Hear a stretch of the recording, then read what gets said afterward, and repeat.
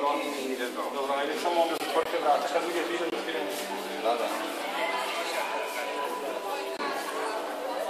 Večeras ova jedinstvena prilika da pogledamo film o Sonji Savić, posebno što je Sonja Savić verovatno poslednju predstavu koju je imala kod nas u kući, to je izdala u području Kostolanje 2008. I to sa monodramom Tajna večerne fotografije. Upravo sa te predstave su, tokom te predstave su napravljene fotografije koje ste videli u pretvorju.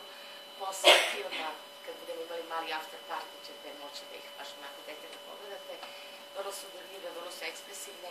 Njih su radile naša dva fotografa, Edvard Molnar i Nikola Lučić, koji je nažalost na putu, danas nije tu. I tu su večeras s nama i autorka filma Dragana Kanjevac. Ćao Dragana. I večeras će ona sa njom razgovor voditi Ivana Ređenović. Ostanite posle predstave i posle filma, nadam se da će vam prijeti razgovor i posle druženja u polu.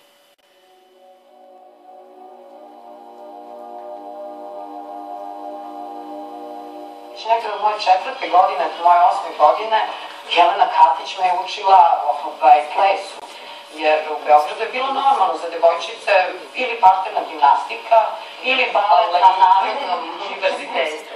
I mene je zakačio balet na Narodnom univerzitetu Stari grad i vežbe uz štap.